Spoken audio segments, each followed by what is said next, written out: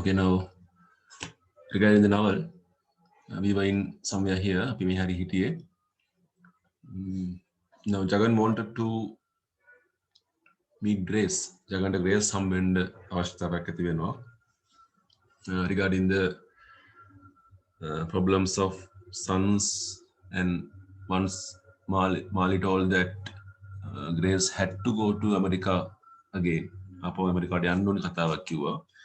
Now father Jagan wanted to clarify this one. මේක සහතික කරගන්න අවශ්‍යතාවයක් තිබුණා. Therefore, he wanted to meet Grace.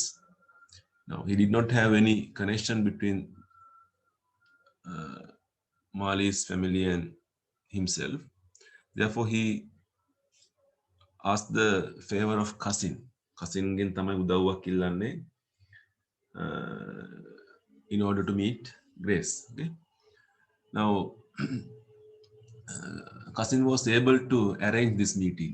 Cousin පුළුවන්කම හම්බ වෙනවා මේ මුණ ගැහිම සංවිධානය කළ දෙන්න. Okay. So I'll just read somewhat from the previous one. Jagan had to hold his soul in peace for the next 2 days, while the cousin thought out ways of decoying Mali, leaving the line clear for Jagan to speak to Grace. One afternoon, he arrived on his usual tasting duty. Wiping his mouth with his towel, he said, if you are prepared to leave the shop, you can meet Grace at home. Mali is waiting for me at the judge's house. I have promised to go with him to look for a plot of ground on the hill road. What for? For building his factory. What rubbish. He's talking like a big financier. If he has the money for it, why does he ask me? Everyone in the town thinks of him as a big businessman. He talks well. Yes, to everyone except me, said Jagan resentfully. The cousin said, we will talk of that later. Will you go home? This is the right moment. Mali is going out of town and won't be back until evening. I'll stay here until you come back. There will be others to go with Mali. So I think we did up to this point. Jagan went home, washed himself, went into the puja room, stood before the gods and prayed. Please help me, enlighten me. I don't know what to do and how to do it. ඔහු දෙවියන් වහන්සේ ඉදිරියට ගිහිල්ලා පූජාව කරනකොට කියන්නේ අනේ මට උදව් කරන්න මම දන්නේ නැහැ කොහොමද මේ වැඩේ කරන්නේ මොකද්ද මම කරන්න ඕනේ මේ කතාව බහ යන්න ඕනේ කොහොමද මම ගන්න ඕනේ තීරණය මොකක්ද කියන එකනේ. Here we can see Jagan is in agitated condition. මනස පොඩ්ඩක් පැටලිලා තියෙන්නේ. Jagan වියවුලෙන් තමයි මේ ඉන්නේ කියන එක අපිට පේනවානේ. So he asked the enlightenment. Enlightenment කියලා කියන අවබෝධයක් කියන එක. වචන තේරුම් ලියා ගන්න පුතේ ඕන. Enlight අවබෝධයක් අදහසක් පැහැදිලි කිරීමක් වගේ දෙයක්.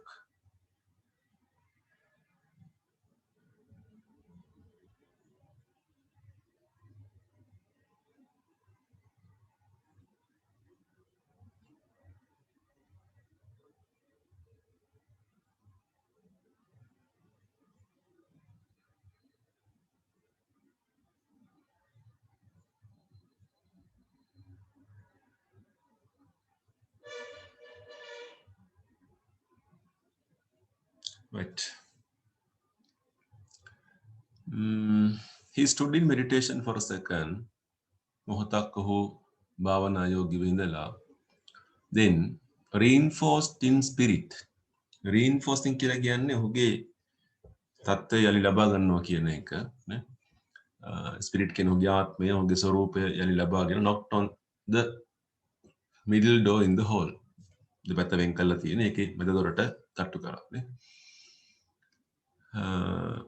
It was unusual for him to come home at this hour. And the place looked strangely different. With the afternoon sun coming in at odd corners.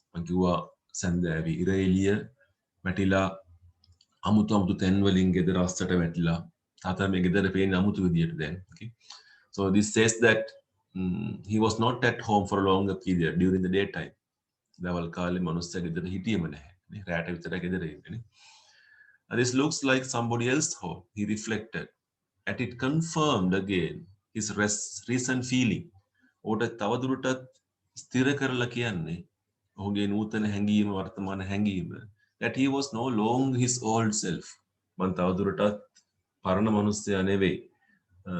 මගේ ජීවිතය වෙනස් වෙනවා කියන මතය ඔහුට තවදුරටත් කියනවා. He recollected the bearded man's advice during their rambles. ඔහු ආවර්ජනය කරනවා මතක් කරනවා රැවුල්කාරයාගේ අවවාදය during their rambles කියලා කියන්නේ මහාන පුතේ rambles කියන වචනේ පොඩ්ඩක් හරියට ඩික්ෂනරි එකක් තියෙන්න ඕනේ.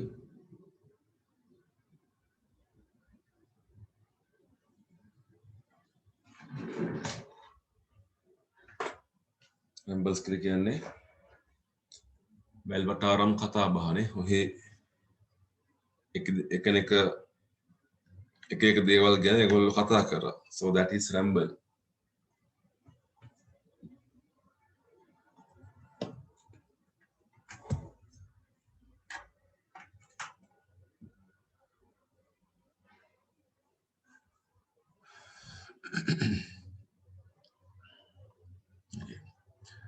At first, don't hurry.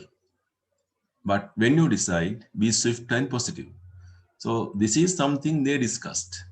මේ තියෙන්නේ රැවුල්කාරයයි ජගනුයි කතා කරපු දෙයක්. At first, don't hurry. මූලිකවම මුල් අවස්ථාවේදී ඔයා කලබල වෙන්න එපා. But when you decide, ඔයා තීරණය කරාම be swift. වේගවත් වෙන්න. Swift means fast. Positive, ධනාත්මක වෙන්න කියන එක. So this is the philosophy of life. මේ තියෙන්නේ ජීවිතය සම්බන්ධ දර්ශනයක් නේ. තීරණයක් ගන්න හදිසි වෙන්න එපා. ඔබ තීරණය කරාට පස්සේ ඒ තීරණය ඉක්මනට ක්‍රියාත්මක කරන්න. සුබවාදී දේ කරන්න කියන එක. Now we know that Jagan is going to take up a decision. Jagan තීරණයක් ගන්න යන්නේ. ගෙදර දාලා යනවද? නැත්නම් මේ ගෙදරම ඉන්නවද? Whether to leave his business. ව්‍යාපාරය දාලා යනවද? නැත්නම් ඒ ව්‍යාපාරය තුල තවදුරටත් ඉන්නවද? මාලිට උදව් කරනවද? නැත්නම් උදව් කරන්නේ නැතුව ඉන්නවද? මෙන්න මේ තීරණ ටික ජගන් ගන්න ඕනේ. මේක මතය ගන්න ඕගොල්ලෝ. At first don't hurry, but when you decide, be swift and positive. වගේ මේ නව කතාව තුළ යම් යම් අවස්ථාවල අපි දකිනවා මේ උපුටන තියෙනවා පුතේ කියන්නේ philosophical sayings තියෙනවා. ඒවා අපි වෙන් කරගන්න ඕනේ.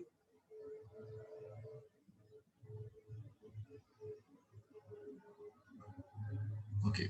That was more or less what he had learned from Gandhi. ඒ වගේම ඒ දර්ශනය ඔහු ගාන්ධිගේ ගෙනත් තියෙනවා. That was more or less. ඒ හා සමානව හරි ඊට වැඩියෙන් හරි ඊට අඩුවෙන් හරි යමක් ඔහු ගාන්ධිගේ ඉගෙනගෙන තියෙනවා. But the lesson seemed to have worn out. මේ පාඩම worn out කියන්නේ ගෙවිලා ගිහිල්ලා කියන එක වගේ අර්ථයක් තියෙන්නේ.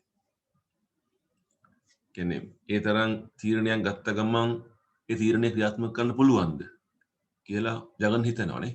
මට යන්න ඕනි. මට ඒ තරම් සැහැල්ලුවෙන් යන්න පුළුවන්ද කියන එක. Now he's having different types of responsibilities. අපි දකිනවා ජගන් තුල තියෙන වගකීම් කියන ඒවා. ඒතර කාලය යනකොට when the time passes it is very difficult to go away from your responsibilities. මේ වගකීම් වලින් යන්නේ කොහොමද? How to break our links. කොහොමද අපි අපේ බැඳීම් ටික දාලා යන්නේ? මේවා ජීවිතේ ගැටලු. But the lesson seemed to have worn out. He remembered. උඩ මතකයි. How as a volunteer. Volunteer කියලා කියන්නේ ස්වේච්ඡා සේවකයෙකු වශයෙන්. Over 20 years ago, අවුරුදු 20කට කලින් he had rushed into the British collector's bungalow. මෙයා ගාන්ධිගේ කාලේ ගාන්ධිත් එක්ක නිදහසක්නේ ඉන්නකොට ඒ ව්‍යාපාරය තුල ඉන්නකොට තරුණයෙක් අවුරුදු 40ක් විතර මනුස්සයාට මෙයා British collector's bungalow. Collectors කියලා කියන්නේ බදු එකතු කරන්න. බ්‍රිතාන්‍ය පාලන සමයේ තිබුණේ. ඔවුන් විරුද්ධව තම සටන් කරන්න යන්නේ.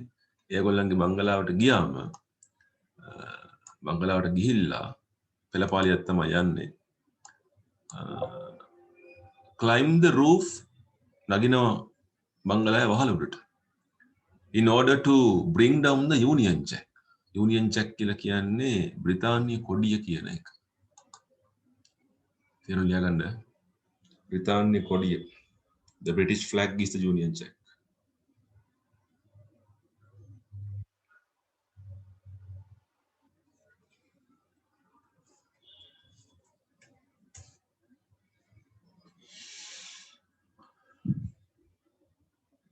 Okay.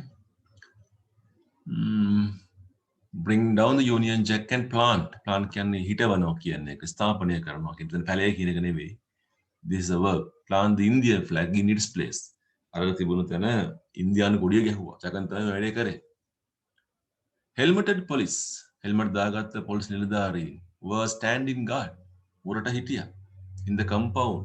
අරගොල්ලන්ගේ බංගලෝව එකේ මිදුලේ. but ඒ වුණාට තිබුණු වේගය ජගන් කොයිතරම් වේගෙන් ගමන් කරාද but the speed of his action ඔහුගේ ක්‍රියාවේ වේගය completely took them අරගොල්ලන්ට හිතා ගන්න බැරි වුණා completely taking them කියලා කියන්නේ ඒගොල්ලන්ව පරාජය කරා කියන එක. but surprise උන්ට පුදුමයක් වුණා. and they had to clamber after him to the roof. clamber කියන්නේ බඩ ගහගෙන යන්න වෙනවා නේ.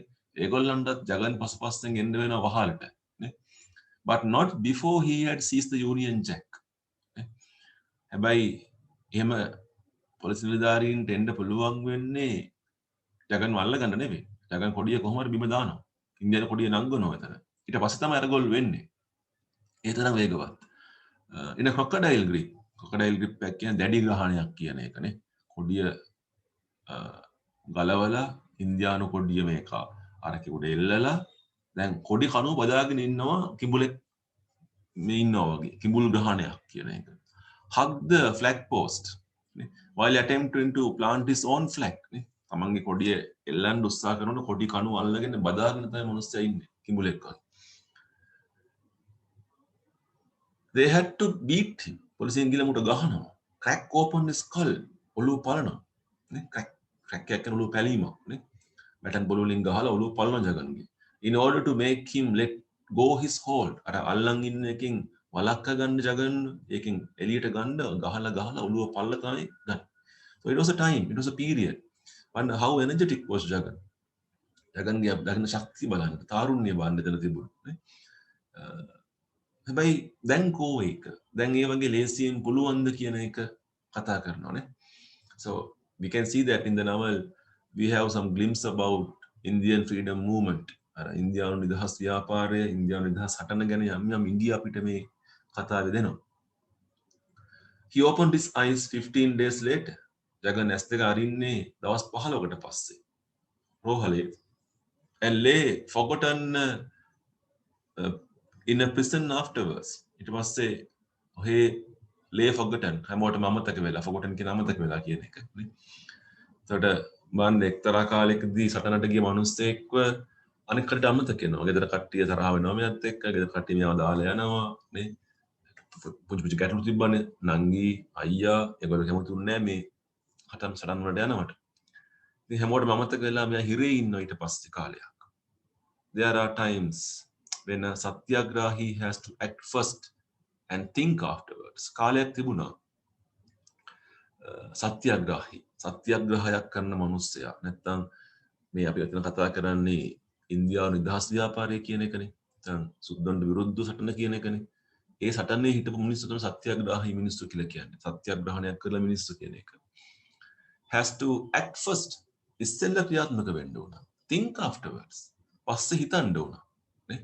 ඒකයි සටන කියලා කියන්නේ. තාරුණ්‍ය කියලා කියන්නේ. But now time is different. දැන් කාලය වෙනස්. You have to think before, then act කියන එක. ඒතර ජගන්ට ගැටලුවක්.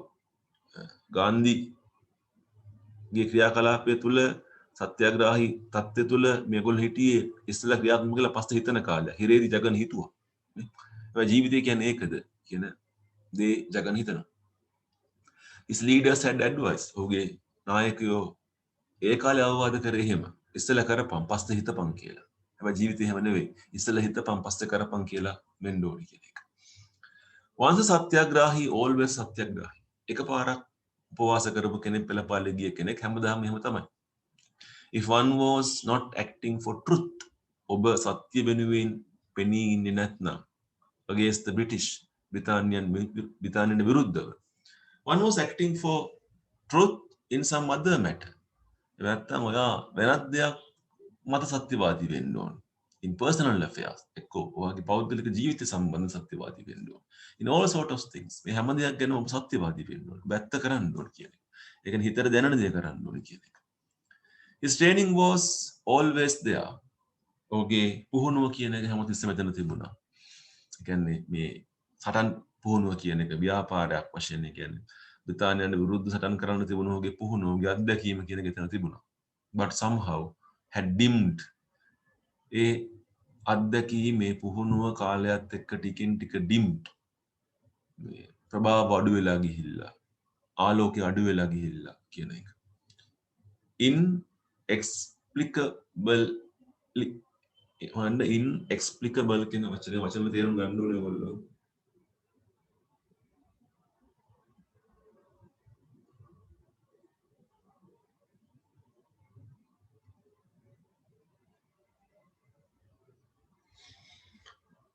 inexplicable කියන්නේ විසඳ ගන්න බැරි ආකාරය කියන එක.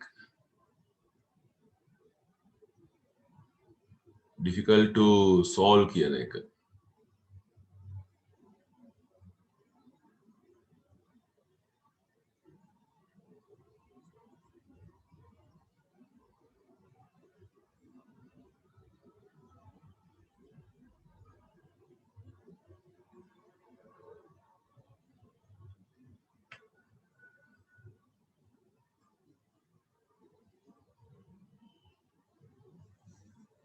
Right.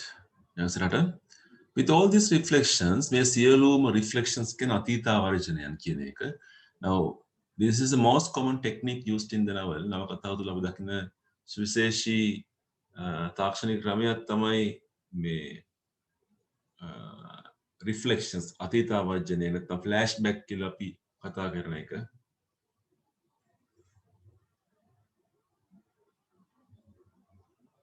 කරුණු කියනවා එදරත් නම් ලියා ගන්න පුතේ.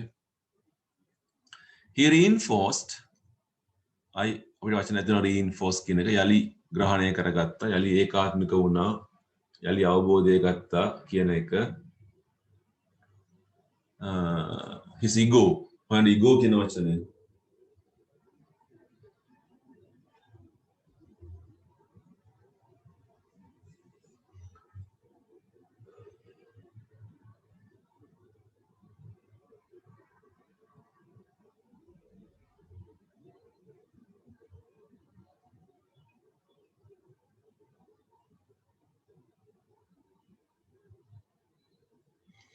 ego කියන්නේ මමත්වය කියන එක. තමන් කියන එක, තමන් ගැන හිතනවා කියන එක.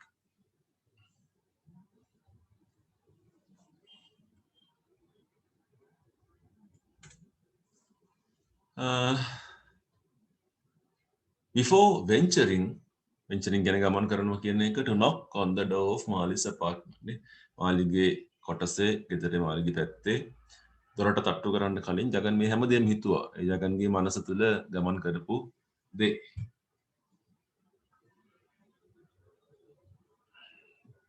පොඩ්ඩක් යමු ඉස්සරහට.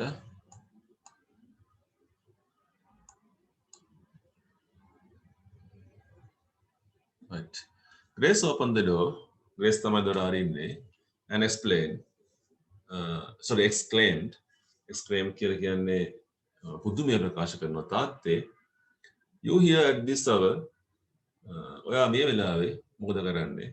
How unusual කියලා, කොයිතරම් අසාමාන්‍ය දෙයක්ද ඒ මේ වෙලාවේ කියලා අහනවා. ඒකෙම පේනවා ජගන් සාමාන්‍යයෙන් ගෙදර ඉන්නේ නැති බව කියන එක. ජගන් went straight to the point. ජගන් කෙලින්ම ගියේ කතාවට. ජගන්ට අහන්න ඕනි දේ. දුවේ මට ඔයත් එක්ක කතා කරන්න ඕන. Will you come here? මං ඔයා මෙහෙට එනවද? Oh, should I go in there? මං හෙට ඇතුළට එන්නද කියලා ඇහුවා. කියන්නේ ගේ ඇතුළට එන්නද කියලා ඇහුවා.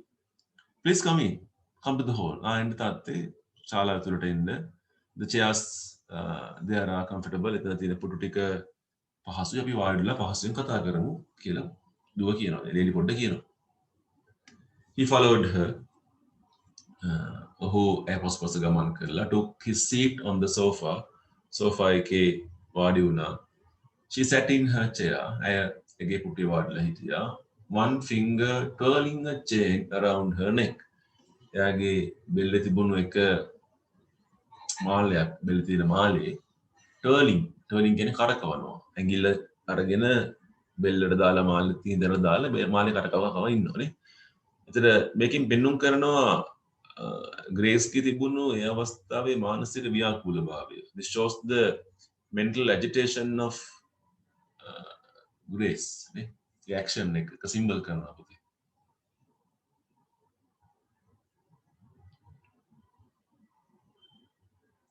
She had a book open on a side table. එයා ගාව පොතක් තිබිලා තියෙනවා. open කරලා යොත් කරලා පැතිමේස එක. She was wearing a yellow kimono. එයා අරගෙන හිටියේ කහ පාට කිමෝනෝ එකක්.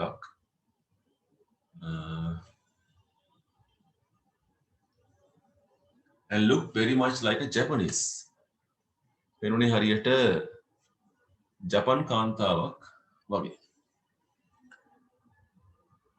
ජගන් මොකද හිතන්නේ? She looks different each day. එක දවසක් හිතුණා එක චීන කාන්තාවක් වගේ කියලා, පස්සේ කොරියන් කියලා හිතුණා.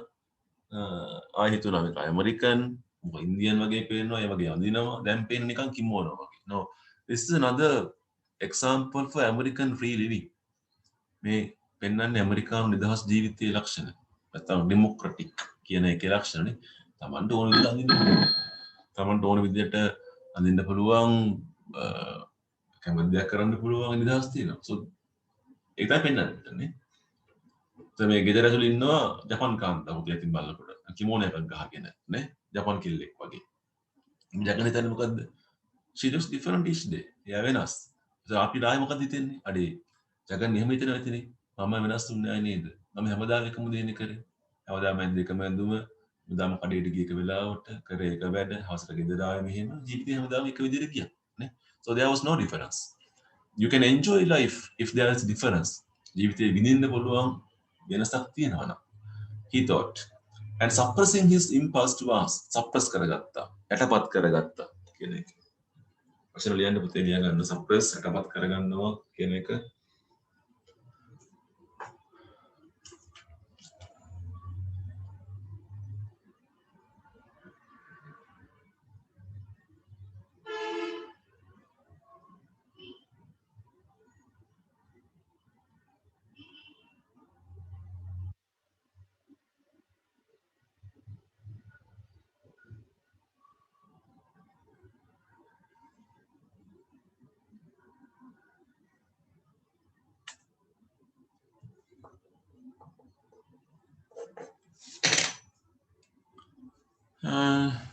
His impulse කියන්නේ ආසාව කැමැත්ත කියන එක.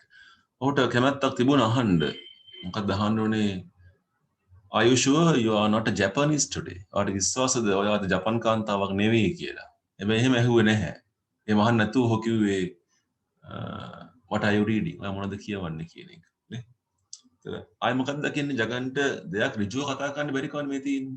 හැමදාම මාලිත් එක්ක තිබුණත් ඔය ගැටලුව තමයිනේ. කෙලින් කතා කරගන්න බෑ. this distance එක. අපි බලපු වීඩියෝස් වල අපි දැකලා තියෙනවා මේ චරිත කොහොමද හැසිරෙන්නේ කියන එක. So answers was nothing very important. දෙකක් දෙන්න මේ තාත්තේ කියලා එල්ල කියනවා. She mentioned some title මොකද්ද මාතෘකාවක් ගැනත් කිව්වා. Go straight to the point. He told himself. ජගන්ටම කියා ගන්න. ඔබ කෙලින් කතා කරපන්කෝ. කතා කරන්න තියෙන දේ. ඒතර වැඩි ඉවරයිනේ කියලා කිව්වා. You have beaten about the bush. We think මදුරට පයින් ගහ ඉන්නවා මදුර වටේ ගහ ඉන්නවා practically lost contact with your son එහෙම ඉඳලා ප්‍රායෝගිකවම පුතත් එක්ක තියෙන සියලු සම්බන්ධ නැති කරගෙන තින්නේ beaten about the bush කියලා කියන්නේ idiomatic එකක් okay beaten about the bush idiomatic expression එකක් නේ ඒකෙන් කියන්නේ දෙයක් කෙලින් කරන්න නැතුව වක්‍රාකාරව කරන්න යනවා ඒක අසාර්ථක වෙනවා නේ ඒක language එකේ ප්‍රබලතාවය මේ පෙන්වන්නේ අපිට the language using in the text මේ තුල තියෙන භාෂාවනේ practically lost contact with your son don't lose your daughter too එතන daughter කියන්නේ ලේලි කියන එක ලේලි නැති කරගන්නත් එපා ඔයා කියන එක his first question was ඔගේ පළමු ප්‍රශ්නය උනේ I don't see you in my house nowadays මගේ ගෙදර ඔයාව පේන්නේ නැහැනේ මට ඇයි එහෙම කියලා අහනවා. Why? කෙල්ලගේ මුණ රතු වෙනවා.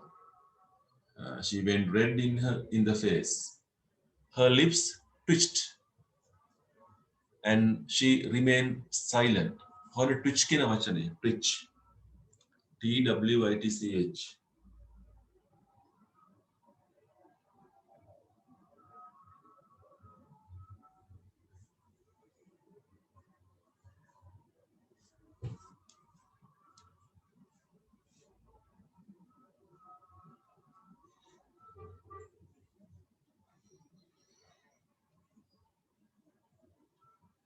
twitch කියන්නේ තද වෙනවා කියන්නේ තද කරගත්ත තද වුණා කියන එක. remain silent and නිහඬව හිටියා කතා කරන්නේ. Observing her discomfiture, ඇගේ මේ යම් discomfiture කියන අපහසුතාවය කියන්නේ එතන හිටපු ව්‍යාකූලතාවය දැකලා තාත්තා අහනවා don't bother to answer my question. නෑ ඉතින් මගේ ප්‍රශ්නයට උත්තරයක් දෙන්න එච්චර කරදර වෙන්න එපා කියලා කිව්වා. He left her a little time. පුංචි වෙලාවක් දෙනවා to recover her composure. ඇගේ composure කියන්නේ ඉරියව්ව කියන එක ඇගේ පෙනෙන බාහිර ස්වරූපය ඇගේ හිත ග්‍රහණය කරගන්න. ඊට පස්සේ අහන්නේ මොකද්ද? Do you wish to go back to your country? දැන් ඔයා කැමතිද ඔයා කරකට ආපහු යන්න? ඔයා එහෙම ආසාවකින් ඉන්නවද? බලාපොරොත්තුවකින් ඉන්නවද කියන එක. Once again her lips twitched. ආයි පාරක් එයාගේ තෝල් තද වෙනවා. මේ කියන්නේ කතා කරගන්න බෑ කියන එකනේ. Difficult to talk කියන එකනේ. ප්‍රශ්නයක් තියෙනවා, ගැටලුවක් තියෙනවා. Her face went red. මුණ රතු වුණා. And she cast her longish eyes. Longish can find the word longish also. LONGISH. Longish.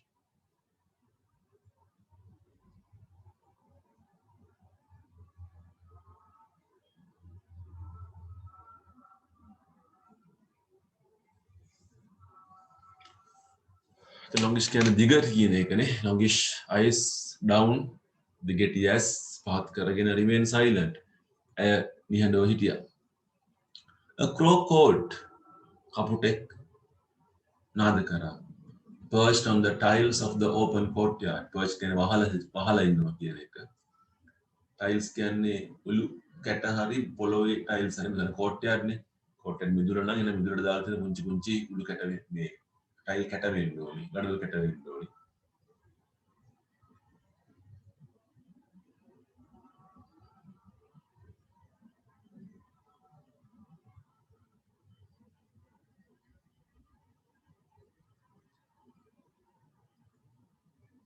Its raucous note broke the awful silence. And raucous කියන වචනේ. RAUCOUS.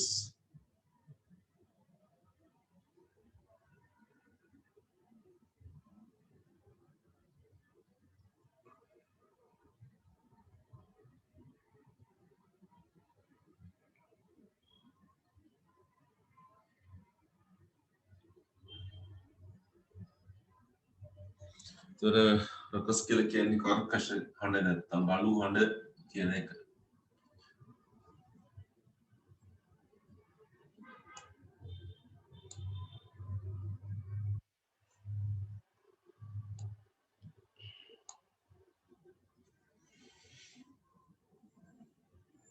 Okay. Its raucous note broke the awful. Awful කියන දරා ගන්න බැරි මේ අපහසුදායක අපසන නිහඬතාවය බිඳ වැටුණා. She muttered. ඇය මුමුණ පුදේ that crow has come. අන්න අර කපුට ඇවිල්ලා. Excuse me මට සමාව වෙන්න පොඩ්ඩක් කියලා කිව්වා. බලමු මොකද වෙන්නේ කියලා මේ කපුටගේ සිද්ධිය. She bustled about. Bustling කියලා කියන්නේ ඉක්මනින් ගමන් කරනවා කියන එක. කඩමුඩියේ ගමන් කරා. කුස්සියට ගියා. පාන් කෑල්ලක් අතෙන් අරගෙන ආවා. Tossed it on the roof. වහල උඩට දැම්මා. The crow picked it up. කපුට මේක ඇඳගත්තා. Flew off. ඒක අරගෙන යන්න ගියා. So this is a very natural phenomenon. කුරුල්ලෙක් එනවා කියන එක සාමාන්‍ය සිද්ධියක්. ඒක මහ ලොකු සිද්ධියක් නෙවෙයි. හැබැයි කළු කපුටා කියන එක අපි හොඳ ලක්ෂණයක් කියලා දකින්නේ නැහැ. It's not a good sign. But we can see Grace is attached to that one. Grace හම කහ පාට නැත්තම් සුදු පාට ඉන්නකොට අනිත් පැත්තේ කළු කප්පෙක් ඉන්නවා. කලස් බලන්න දෙපැත්තේ තියෙන. එතකොට ඇය දුක් විඳිනව නේද? ගැළපෙන්නේ නැති ජීවිතේ නේද මෙයා ගෙවන්නේ කියන අදහස අපිට දකින්න පුළුවන්.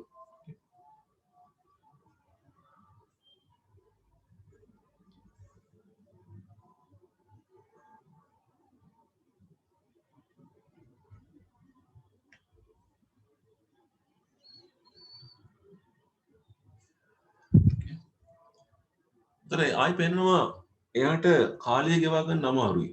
නැත්තම් එයා කපුටෙක් එක්ක පවාහාර මිත්‍රත්වයක් තියාගන්න ඕනේ. අන්න එහෙම දෙකුත් දකින්න හම්බුන තනි වෙලා කියන එක නේ. නැත්තම් නේචර් ලවින් කියන එක. ඒ වගේ මේ සිද්ධිය ග්‍රේස් ගැන අමුතු රූපයක් හිතේ මවන්න උදව් වෙනවා.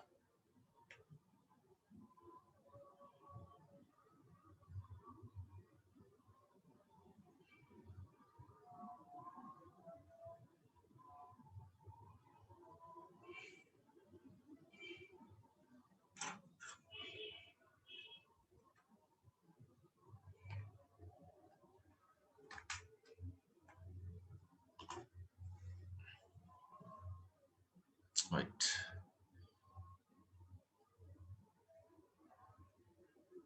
Presently, more crows came and sat on the roof and called. මොකද උනේ? අවසානයේදී ඒත් එක්කම ප්‍රසන්ට් කියන ඒත් එක්කම තවත් කපුටු වෙන්න පටන් ගත්තා. උණුත් වහල උඩ වහන්න පටන් ගත්තා. උණුත් කෑ ගහන්න පටන් ගත්තා. නේ? ඒතර තව මොකද කියනවනේ? දැන් එකපාරක් උදව් කරන්න ගියාම ආයෙ පාරක් උදව් බලාපොරොත්තු වෙයි. එහෙමද කියන එක නේ. නැත්නම් මෙතන ഘോഷා වැඩි වෙනවා. කලබලකාරීත්වය කියන එක නේ. ඒතර කතාවේ සිද්ධාන්තයත් එක්ක කතාවේ සිද්ධ වෙන දෙයත් එක්ක බාහිර පරිසරය සම්බන්ධ කරනවා. අපි එහෙම දෙයක්වත් දකිනවා. This is the worst of it. අයියෝ මේක තමයි නරකම වැඩේ මෙතන තියෙන. They all clamor. Clamor කියන්නේ ഘോഷා කරනවා, කෑ ගහනවා, නාද කරනවා කියන එක. But I don't really have enough for all of them. ඔන්න කතාව. ඒ හැමෝටම දෙන්න මං ගාව නැහැනේ කියන එක කියන්නේ. So here we can understand from the dialogue of Grace that she is without something. මොකක් කර දෙයක් නැහැ. Definitely money. සල්ලි නැහැ යාට. මම කලිනුත් ඔයගොල්ලන්ට කිව්වා මේ මාළිට සල්ලි තිබ්බේ නැහැනේ ග්‍රේස් එක්ක මෙහෙ එන්න. හැබැයි ග්‍රේස් එහෙට ආවනේ. ටිකට්ස් ගත්තා, වේදන් කරා. ඒකෝ සල්ලි කාගේ සල්ලිද? ෂුවර් එකටම ග්‍රේස්ගේ සල්ලි වෙන්න ඕනේ. නේ? මම දැන් මෙයා ඉන්නවා සල්ලිත් නැහැ. වගේ අපිට පේනවා මට ඒගොල්ලන්ට දෙන්න පාන් නැහැනේ කියලා කියනවා නේ. not having bread කියන එක. මේක එකත් ඉඩියමැටික් එකක්. එතකොට පාන් ගන්න තු වෙනම කර ගන්න පුළුවන් අපිට. මෙයා ගන්නේ පාන් කියන එක. winning the bread කියලා කියන්නේ කණ්ඩ දෙයක් හොයාගන්නවා කියන එක. ජීවිකාව ගෙනියනවා කියන එක. No bread in life කියන්නේ ජීවිකාවක් නැහැ කියන එක. bread කියන එක symbolize කරනවා අපේ අනාගතයේ ජීවිතය කියන එක. මෙයාට නැහැ. අපිට පොඩි දුක රූපයක් මවන ග්‍රේස්ගේ ස්වරූපය ගැන. right. එහෙනම් පුතේ මෙතෙන්ට ඔයගොල්ලෝ ලියා ගන්න කමෙන්ට් එක ඔයගොල්ලන්ගේ accurate inputs for the date විනාඩි 5ක් දෙන්න. පිපිටු දෙකක් විතර කරා. ඒකේ කමෙන්ට් එක රිමාර්ක්ස් මම ගොඩක් කතා කරා.